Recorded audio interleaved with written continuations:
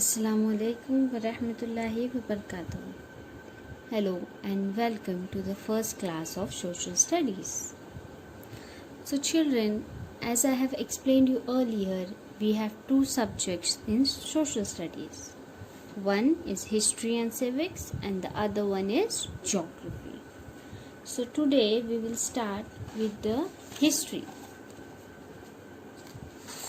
Now, the first lesson in our history textbook is the Indian subcontinent and history. So today we will see what are the Indian subcontinents and how they are related to the history. Now, geographical conditions and history. So let's find out how geographical conditions play an important role in history. History is a coherent account of the significant past events in the progress of human culture. Time, place, society, and individuals are the four major pillars of history. We cannot write history without them. Of these four components, place is related to geography or geographical conditions. In this sense, history and geography are inseparable. History is influenced by the geographical conditions in many ways. Our diet, clothing, housing, occupation, in fact, all human life in any region depends to a large extent on its geographical characteristics.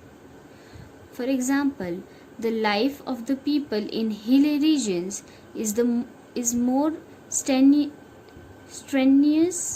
than that of the people on the plains. Not much fertile land is available in the hilly regions, while in the plains it is available on a large scale. That is why grains and vegetables are scarce in hilly areas. In comparison, people on the plains get them in a sufficient measures. Naturally, this has an impact on the diet of the people. In hilly regions, people depend more on hunting and gathering for their food. We also find other such differences in the lifestyle of people of hilly regions and those of the plains. That means the people who lives in plains and the people who lives in hilly regions have different kinds of lifestyles. And why? Because of the availability of food and many other things. Okay. The climate, rainfall, agricultural produce, flora and fauna of the region where we live are sources of our livelihood. The lifestyle and culture of a region develops in their support. Human settlements have flourished wherever the means of living are plentiful. Over a period of time, these settlements develop further into villages and towns. But sometimes reasons are like the degradation of the environment, drought, invasions, etc. lead to the scarcity of those means. People are forced to leave their settlements. Villages and towns become deserted. We see many such instances in history. Thus, we see that there is a very close relation between history and geography. Now, let's study the geographical features of India. Our country extends far and wide. At its north lies the Himalayas, to the east the Bay of Bengal, to the west the Arabian Sea, and to the south the Indian Ocean. Except for the islands of Andaman, Nicobar and Lakshadweep, the rest of the country is contiguous. We have to take into account this region henceforth before to as ancient India when we study the ancient history of India.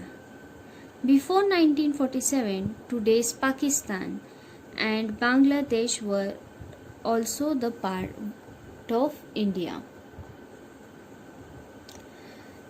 The following regions are seen to be important when we look at the course of Indian history: the Himalayas, the plains of Sindhu, Ganga, Brahmaputra rivers, the Thar Desert, the Deccan Plateau, the coastal regions, the islands in the seas. Okay, so today we studied how history and geography are important and how they are correlated. All right, so your homework for your next class is to find out all these places on the map of India. You have to draw a map of India and mark all these places.